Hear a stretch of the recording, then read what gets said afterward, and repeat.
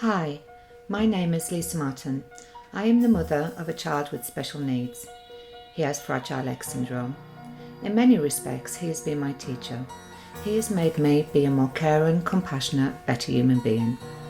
What we have learned together on our journey, I have realised the difficulties and challenges that parents of special needs children face are wide and varied. During my years of facilitating courses for parents and professionals, I have met some wonderful people who have shared with me their stories of great joy and sadness, who have experienced the good, the bad and the ugly of all aspects of life bringing up their special children. I am passionate about empowering parents who are dedicated in helping their children with additional needs. You're invited to my podcast.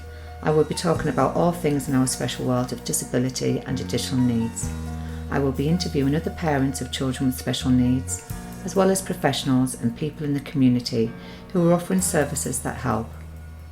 Sometimes these podcasts might touch an emotional nerve and upset you. Other times they might fill you with joy and empower you. I don't mean to make you angry or upset, but we need to get a wider audience listening and talking about disability. Only when this happens, I believe disability won't be feared as it is today.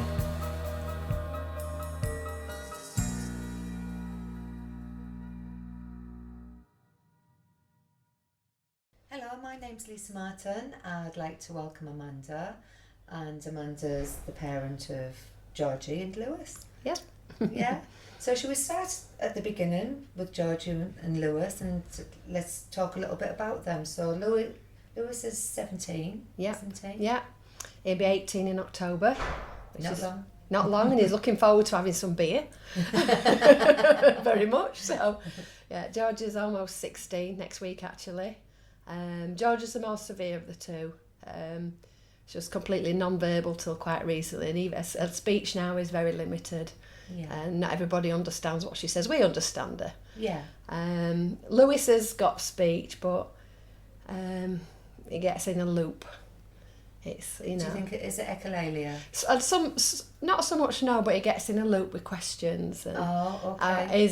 Is wired into his own station, I'd say. Okay. And sometimes you're trying to have a conversation with him, and he's on something else. So. He's on a tangent. Yes. Yeah. Yeah. But he can speak and make his needs known. Oh, that's good. Yeah. And does he speak more when he's comfortable and feeling Yeah. safe Oh, with yeah. the people he's speaking With people to? he's comfortable. He's very anxious. Yeah. Though he's less severe than Georgie, he's more anxious because I think he's just got that extra awareness of his problems, whereas she's just in a little world of her own. Yeah. She gets anxious, but it's something that's right in front of her. She doesn't worry about the future, whereas he does. Right. As soon as the issue's gone, she's back to being a normal, bouncy self. Yeah, and she's very bouncy. I love the way she dances everywhere. You know, it's wonderful. She's a happy little soul, isn't she? She is. She is. Yeah. She's hard work, but she's in whatever that little world she's in. It's a good place, I think. And yeah. Brilliant. So they've both got ASD, haven't they? Autism spectrum. And but Georgie's also got the ADHD, hasn't she, in the sensory processing? Yeah, and that makes it more complex, doesn't it? It is. A lot of our issues with Georgie are to do with the ADHD, the behavioural, the total lack of awareness of any danger. I mean, the second year we came here, she ran off and had a walk to Ventnor. Somebody was telling me about that today. Yeah. Oh my word, you must have been so worried. Yeah, she was missing for 2 hours. Wow. And apparently we must have walked by a shop and she wanted a bucket and spade, and we said no. And I remember dragging her past the shop, kicking off. Yeah. And then when she come back eventually in the police car, she'd got it. And she was grinning all over her cheeky little face while I was sobbing in Dee's office. She's been a diva. Yes, she is. Very much a diva, yeah. Oh, bless her. Wow, you must have been beside yourself. I was, yeah. She's done it a couple of times. I see. And gone missing She's always got a plan. She knew exactly where she was going both times. Yeah. But just like took the opportunity. Yeah. Fred says she's like a raptor on Jurassic Park. She's testing the fences all the time to see if she can escape and do what she wants to do. Yeah. She can be. She wants to be in control. Yeah, and you've got to watch that with her, that she's trying to sort of manipulate us all to her way. Yeah. You know. And that must be really challenging for you, because I feel like this with Iggy. You know, I feel like I'm controlled by a 9-year-old. Yeah. Yes. And we have to be creative in how we live our lives, really. And how we speak to them. And, you know, we have to use positive language instead of negative language. Yeah. Now, I can't say no to Iggy because he'll kick off. So we're walking on eggshells all the time, isn't it? But I think it's important. I mean, I don't want to give a complete control, but I think it's important that they have some control. Yes, definitely. I mean, the most recent thing she did was cut all her hair off, and we were all a bit upset when it happened. And then I'm thinking, well, she's nearly 16. Everybody makes every decision for her. Yeah. You know, and if she wasn't autistic, she'd be choosing her own clothes and choosing where she wants to be, where she wants to go, and probably giving me a real hard time. Yeah. So we went with it, got it tidied up, and then she decided she wanted it dyed purple. So I thought, do you know what? I probably dyed mine purple when I was 16, so let her be herself. And I think she really suits it as well. Yeah, she does. She loves it. Yeah, she's got her own style, and I do get into trouble sometimes with various people for what the heck she got on, or, you know, what does she look like? No, I know. As long as she's happy. No, and I think, well, she's got to be able to express herself. Definitely. But we need to keep her safe, and of course. And, you know, it's got to be appropriate. But I think there's got to be more acceptance, and there's still people with the little personalities and the likes and dislikes, and that's got to be. Yeah. Oh, well done you. Yeah. I think that's great. and Lewis, he's quite a geezer now, isn't he? Oh, yeah. You know, he's a bruiser. Yeah. He's what I call a nappy chappy. Yeah. But he's brilliant. Yeah. And to see Georgie and Lewis together, the sibling love that they have for each other is wonderful, isn't it? Oh, yeah. I mean, today she's been ill while we've been away, so my friend Lisa and Ben took him out. And the whole day he was just needed reassurance. Is Georgie going to be okay? And they had to keep telling him, yeah, Georgie will be all right. She's just had to go to the doctors, but she'll be okay. Oh, so so he does, you know, he worries about her, and Oh, it's lovely.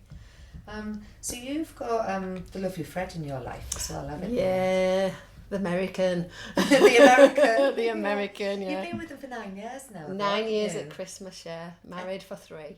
Yeah.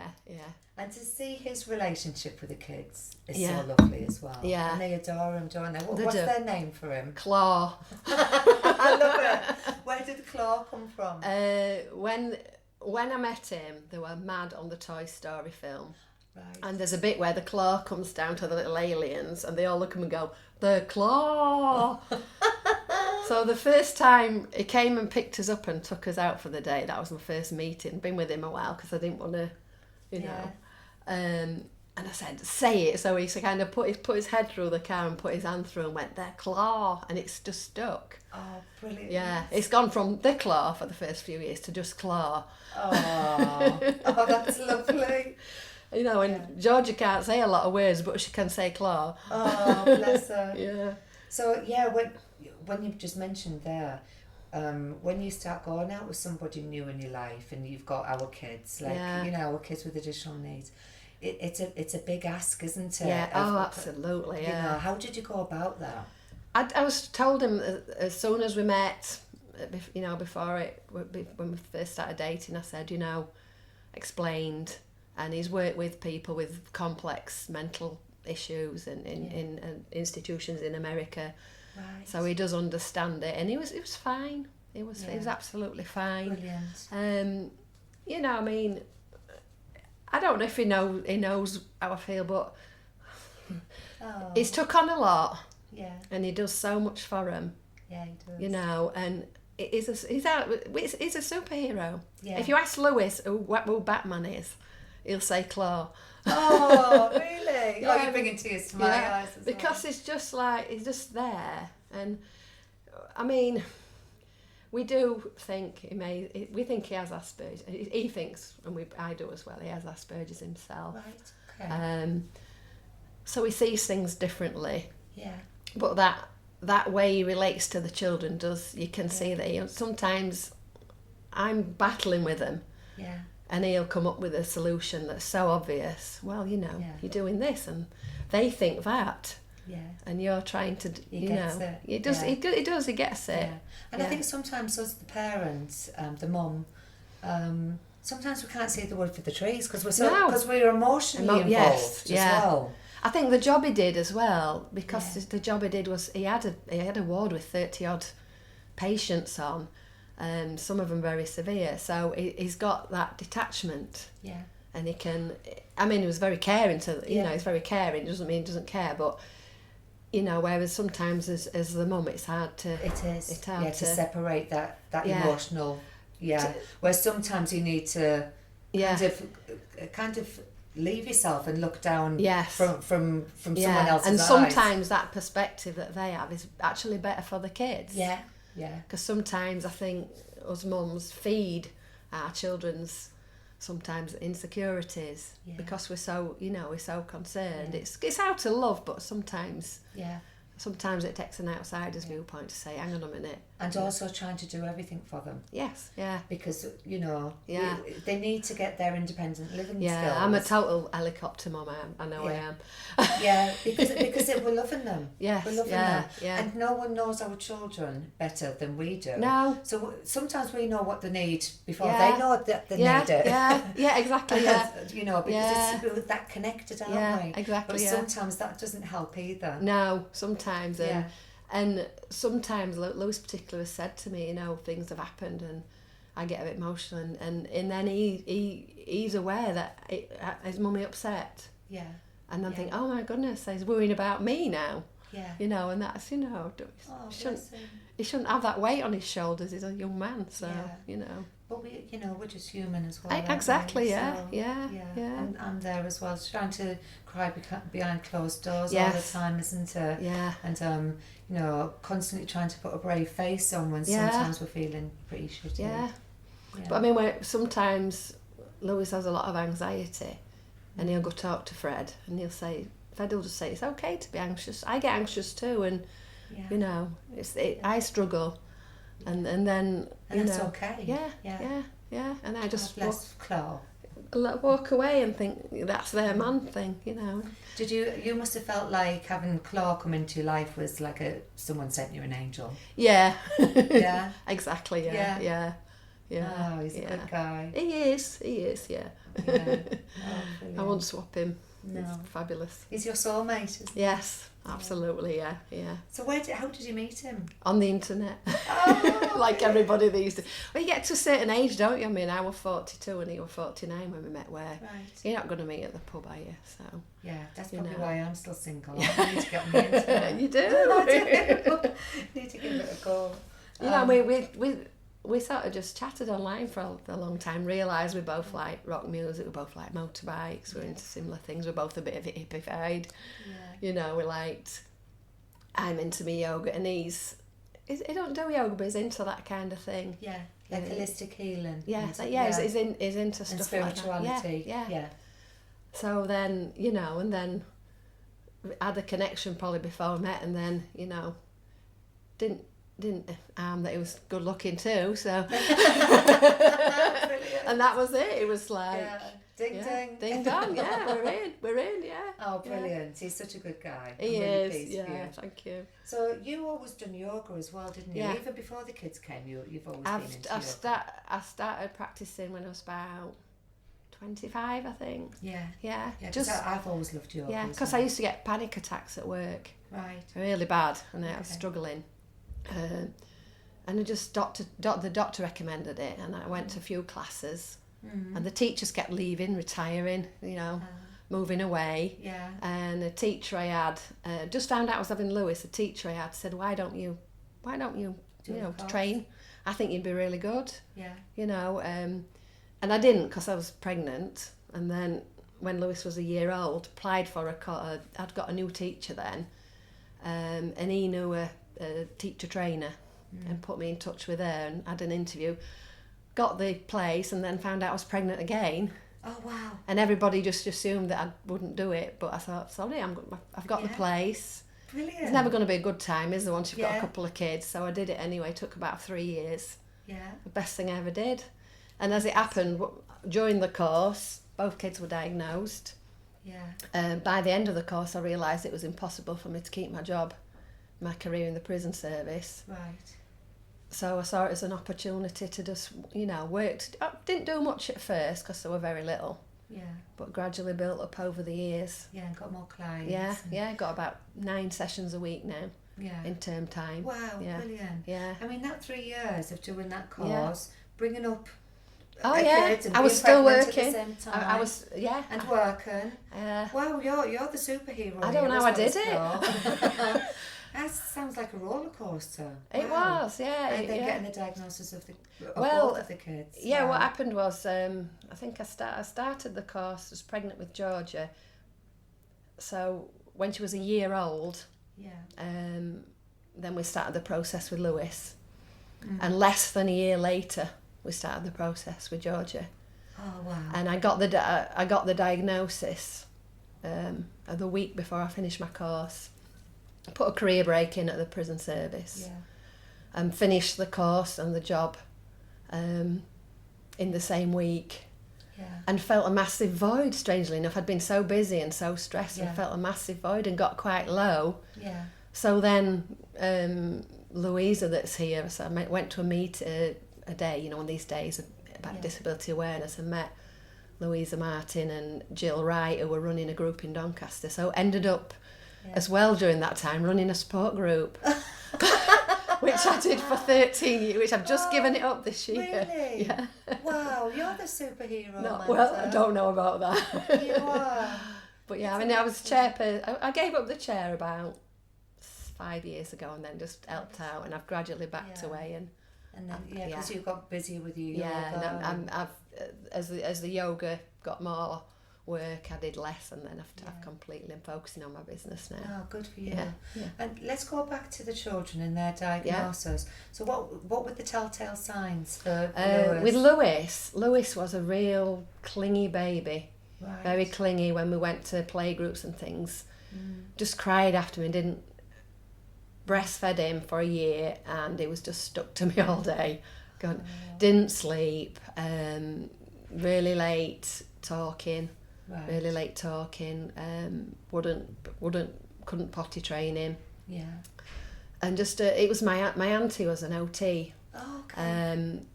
And she came to his christening, Right. and I weren't very happy with her, to be honest. She upset me a bit, but I think in my heart I knew there was something, because I was going to playgroups and got friends with kids similar ages, and he just didn't seem to be doing the things the other children were. Yeah.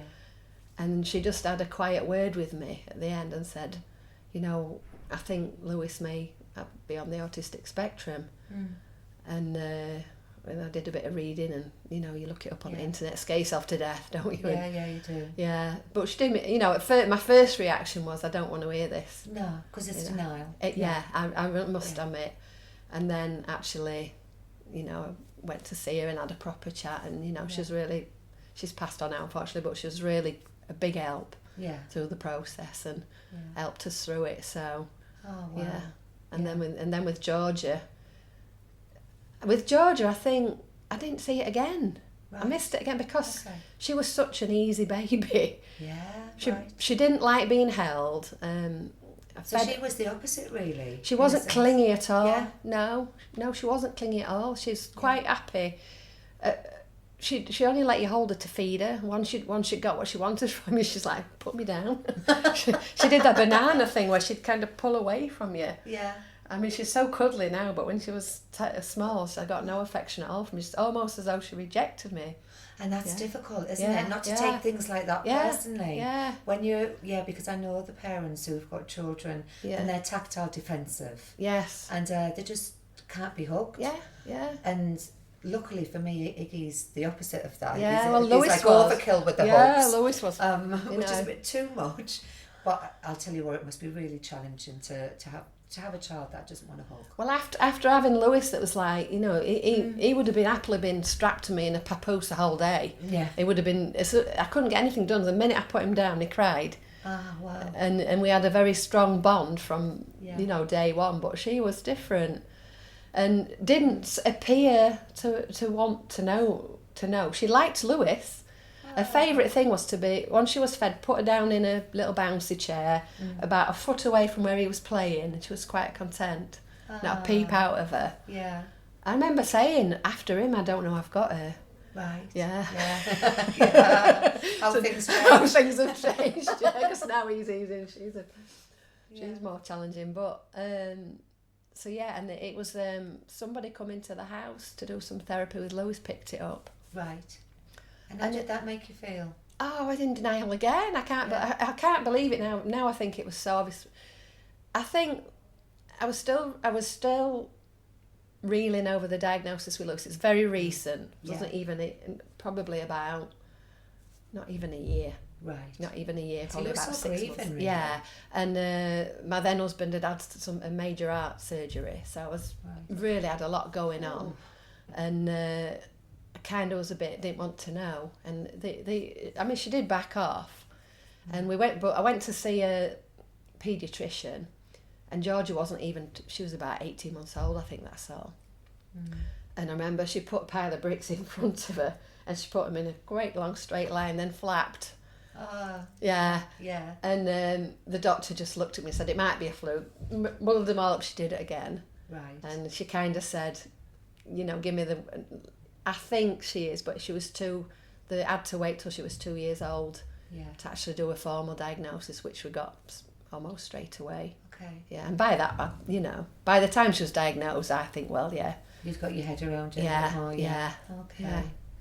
It's still a shock to the system. Oh, it's yeah.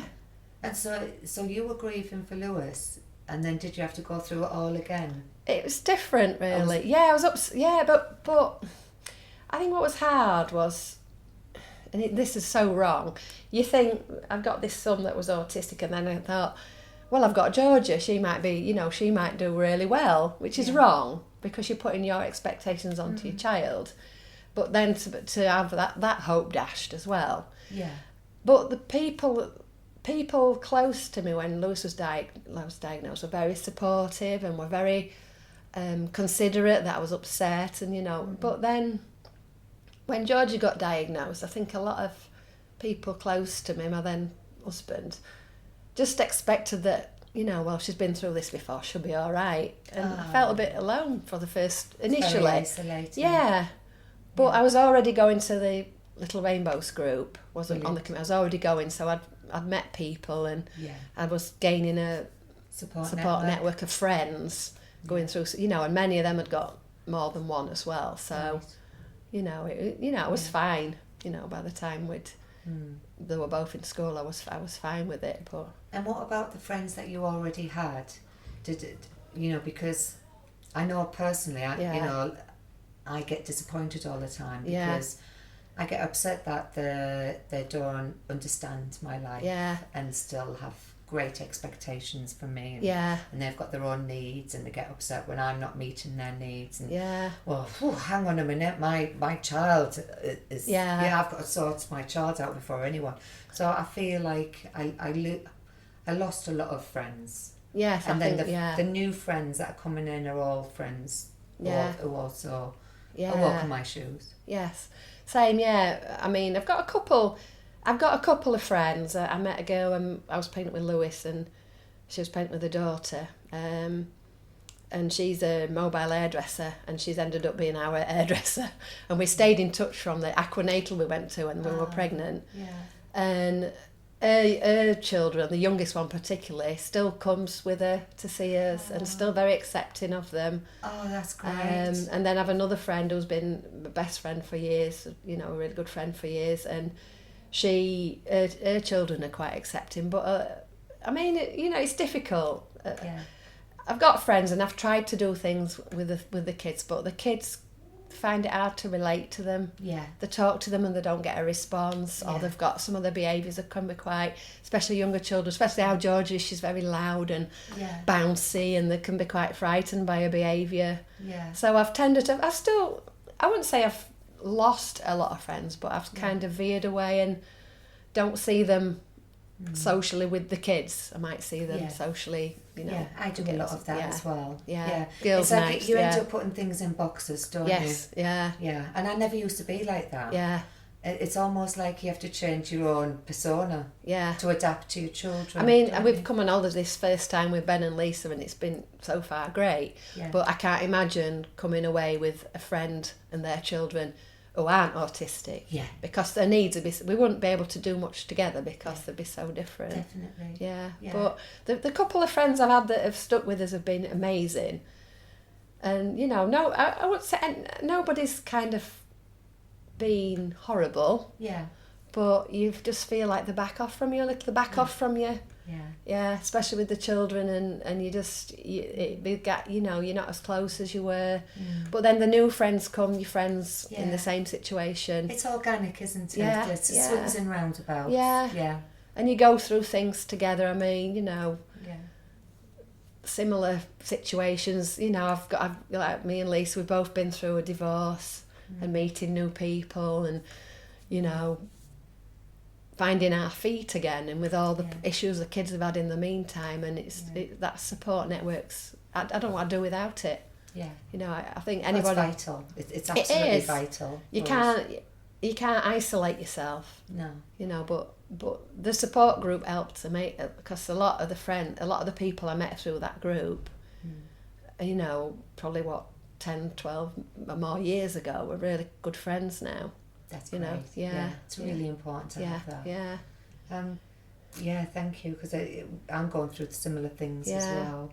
And it's upsetting all the time. You kind of go through these. It's all about accepting all the time, and then there's something else to accept, and then there's another thing to accept. And people, I told a friend, they just don't get it. No. And I don't go on about it.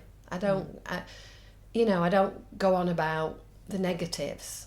I go on about it when they do something, when we get an achievement, you go on about it forever, don't you? Because you've waited so long and it's so nice. The small celebrations are huge for us. And, I was telling a friend that Lewis is in college now, and he'd done amazingly well. And, and then the friend, it was one of the friend's husband and dad, and he was asking me, what subjects he was doing and what and what qualifications I thought he would get. And I had to sort of explain that, well, it's just life skills. He's learning how to buy something in a shop, learning how to cross a road. And I think he was expecting me to say, oh, well, he's gonna go and do motor mechanics or something, and that's not going to happen. They don't get it. No. Yeah. No. And then having them conversations, it's like another trigger, isn't it? Yeah. Because it makes us remember. Yeah. Because sometimes we have days where we forget.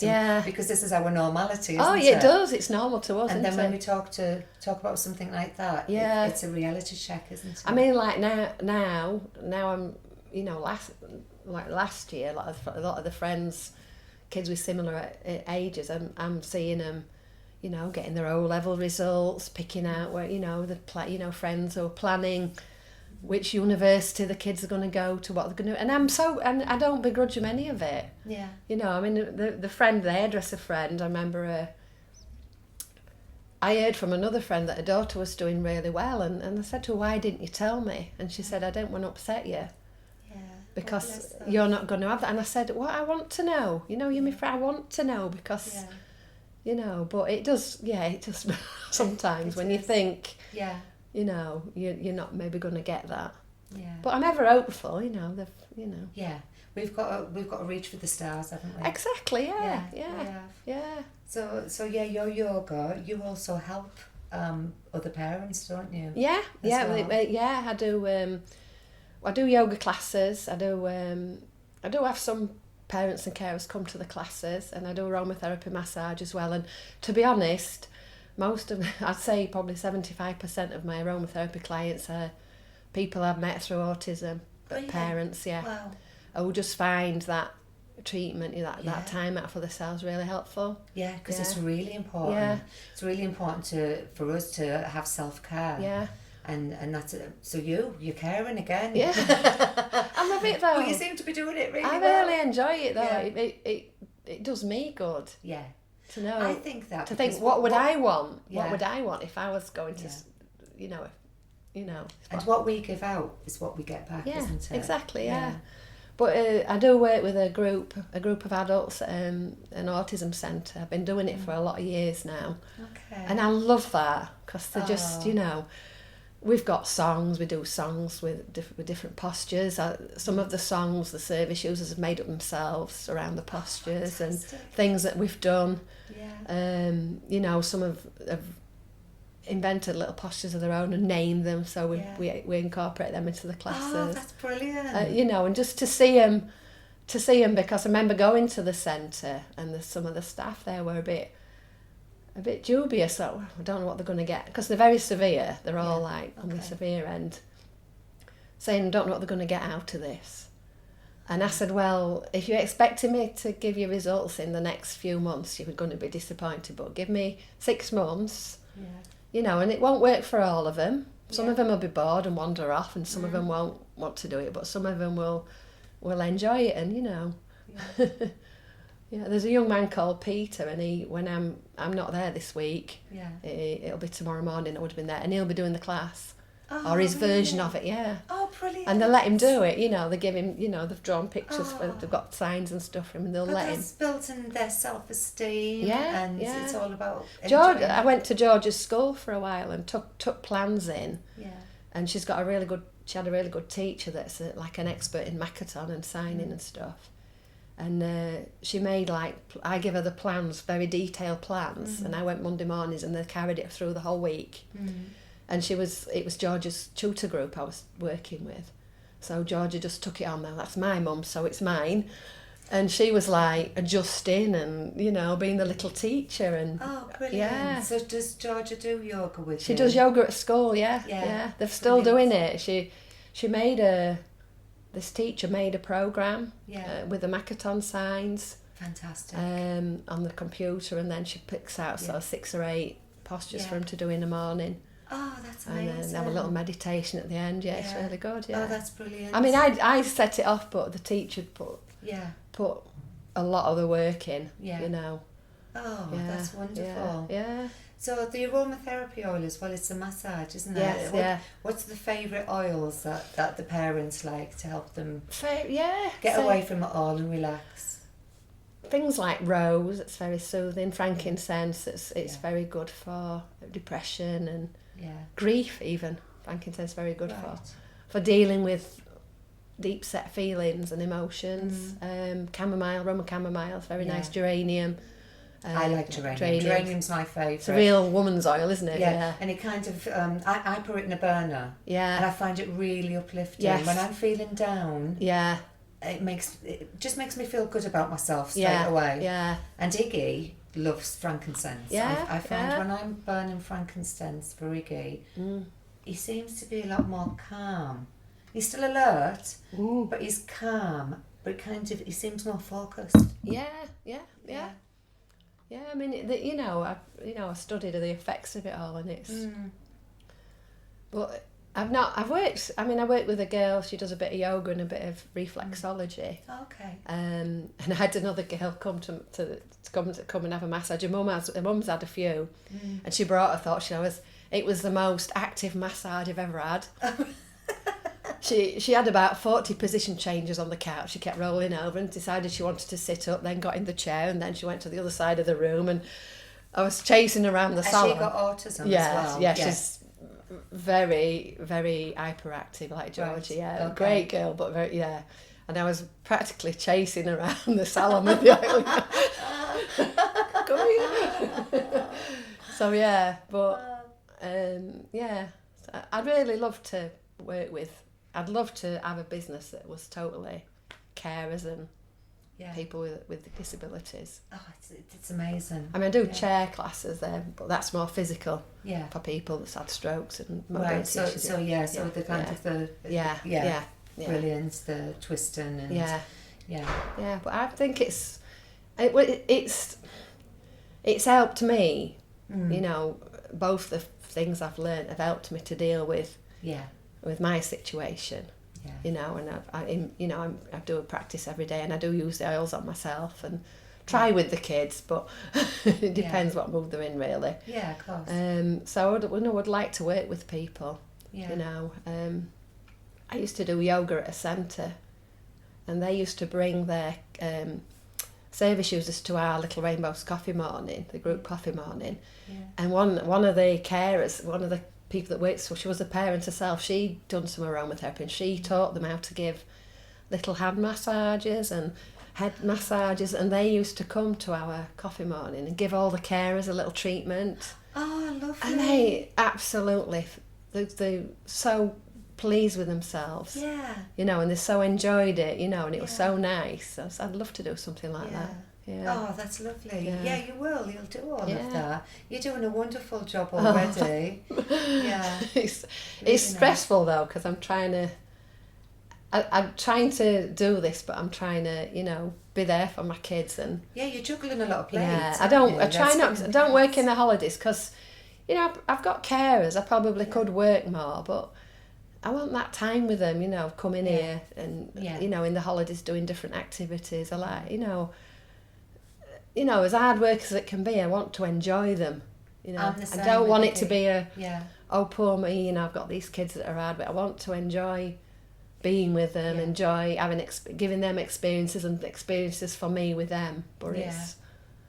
I think you're doing a great job. It's keeping the stress at bay, isn't it? Yeah, because the aromatherapy and the yoga helps me as well. Because one of the things I always ask the parents, I always say, what do you do for your own self-care? What helps you to keep on top of things in your challenging world? Yeah. And, you know, you're already doing it, the yoga and it's like it all happened at the same time. It feels like, you know, it kind of came to me at the right time. You know, I was doing the yoga first, and then the autism came along around, you know, not long after, you know, about a year after I started the course.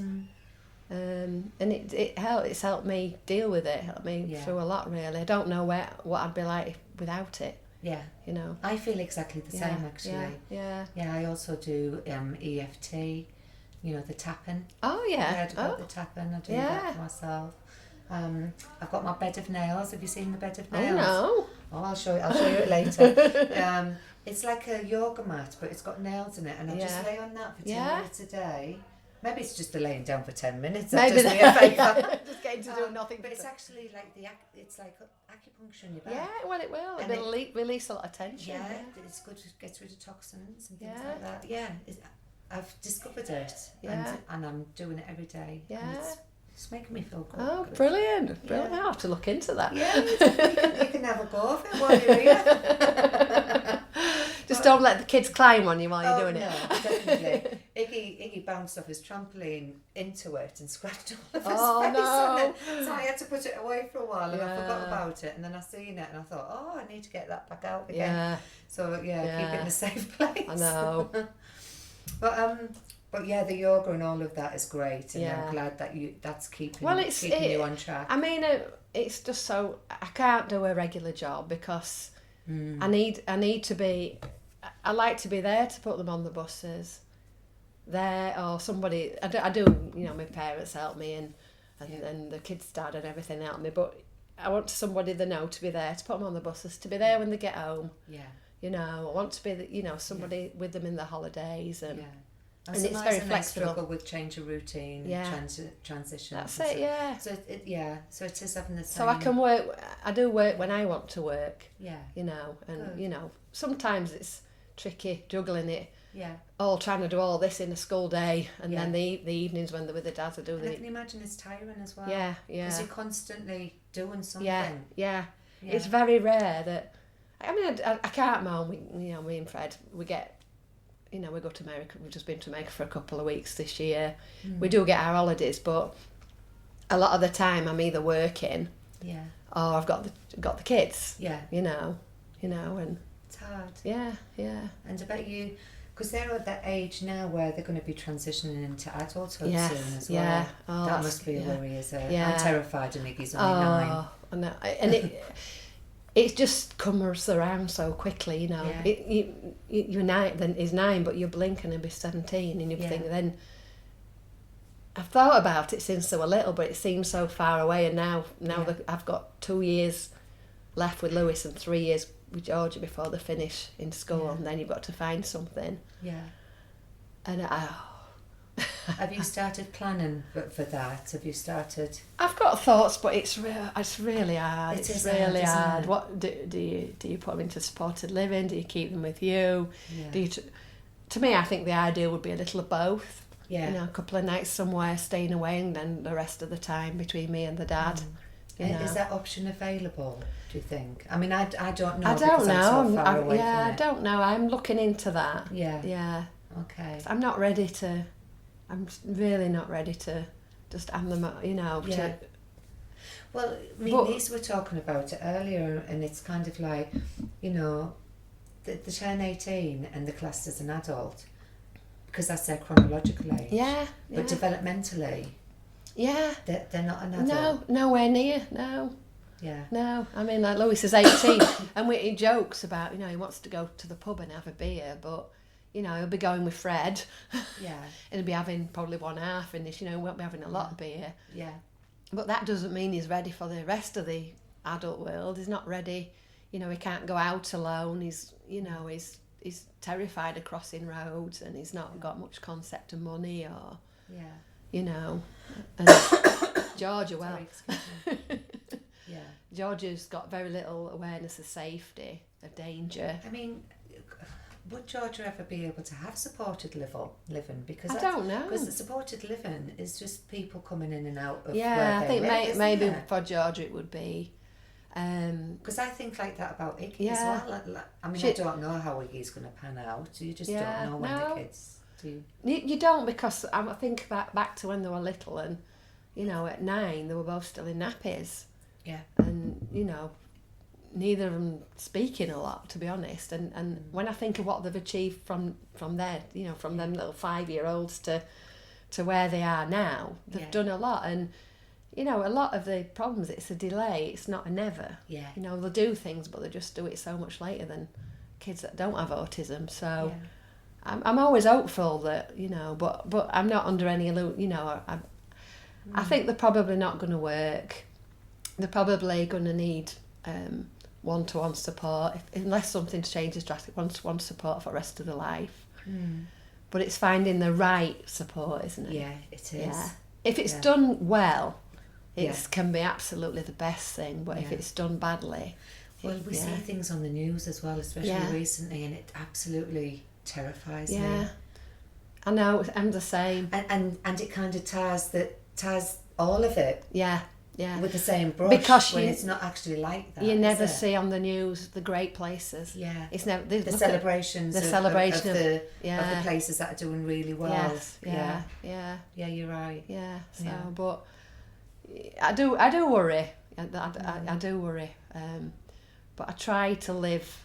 That's what the yoga training is. Try to live in the now, and deal with what's ahead of me now, and just plan for the future. But don't get bogged down by what could or couldn't happen. Yes, you know. And that's hard as well, isn't it? Yeah. But I think yoga's really helped me with that as well. Yeah.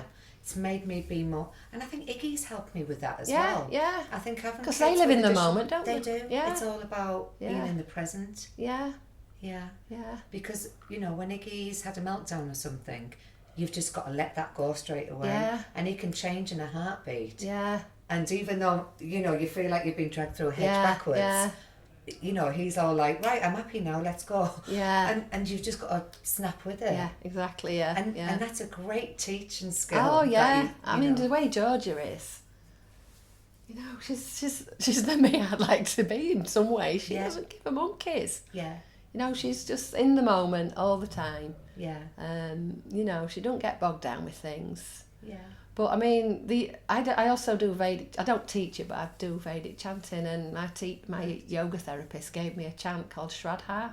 Right. Shraddha is Sanskrit for faith, and I use it during my practice. You know, I just chant it, and just to have faith that in them, in myself. Yeah. You know, in the people that I'm going to be calling on eventually to help them as they get older. You know, but it's.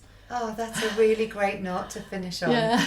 Because I always like to finish on something positive. Yeah. And I'm going to look into that. I'm going to Google it. Yeah. Yeah, because I like send chanting. you it. Yeah, please do. Yeah, I'll it's called something Well, it goes Om Shrataya Namaha. That's the part of it. I know it. You know it. You will know it, yes. So when I done my yoga teaching in India, we used to do the chanting every morning. Yeah. But it was many years ago when I done it, so I've forgotten it now. So I've still sent it to me because I'll get back into it. Yeah, because my chant teacher in Doncaster has written a book. He's 80. He's 86, I think. A few years ago he has an Indian teacher, and he wrote a book, translated it from Sanskrit with all the notations. And I go once a month. He does a group once a month, and it's wonderful. I might go in absolutely stressed out, and I come out floating. Yeah. I think anyone that sings. Because I think it's when there's a group of people singing the same. Yeah. When we did that singing last year. Oh, I miss Celia, don't you? Yeah. When we did just that, it's a release, isn't it? It is. And I come out and I feel amazing. Brilliant. And it's quite complex because it's in a foreign language for a start. Yeah. And then the notation, and it's and your eyes are on your book and you're focusing while you're chanting, and you can't think about anything else. Yeah, and that keeps you in the and present. That's meditation. Yeah, it is. But then I think what struck me when I did my training was I was learning about meditation. And I was learning about autism, and there were a lot of crossovers at that state of how they are. One-pointed focus is autism, isn't it? Yeah. One-pointed focus is meditation. Yeah. So what we're trying to achieve to relax is a state that a lot of our kids are in naturally, but they're kind of trapped there. Yeah. Yeah. You know, I remember it's so interesting, isn't it? Because I've often said that about Iggy. Yeah. You know, it's Iggy he's just living the present, like we spoke about. Yeah. But it makes me, the parent, be in the present as well. Yeah. Because he's so fast and busy. Yeah. It's almost like I don't have time to be in the past, and I don't have time to think of the future. And lots of yogis work at years of meditation to get to reach that state. I can remember saying, I remember Georgie as a baby, before the autism was even an issue. She was in a pram we were at a wedding and put her under this tree, and it was one of them trees that got little leaves on that looked like coins. Yeah. And she was like making this lovely little noise. Yeah. And staring. And she was totally fixated on these leaves on the tree just moving gently in the wind. And it was like, I was doing my course and I thought, she's meditating. Yeah. Yeah. Oh, bless her. Yeah. Yeah, it's wonderful, isn't it? Yeah. And it's lovely to see the positives of how we look at our children, and with love and joy. Yeah, yes, and it's really important, isn't it? Oh yeah, I mean, there's so much. There is, I'm not gonna. There's a lot of stress. Yeah. But you've got to look for some. You've got to try be as positive as you possibly can. Yeah, definitely. And it's a good tool. Yeah, it is. Yeah. Oh, thank you so much. It's been no problem. Absolutely wonderful. I've enjoyed speaking to you. We're very much on the same page. Yes, yeah. Thank you. Continue being wonderful. You too. Do my best. Thank you for taking the time to join me today. To find out more about what I do, visit www.specialworldtraining.com and follow us on our Facebook page, Special World Training, Instagram and LinkedIn. I believe knowledge is power and strength is in numbers. And if more people get involved in our special world, we can all make our world a better place. Join me next week for more amazing stories from the good, the bad and the ugly.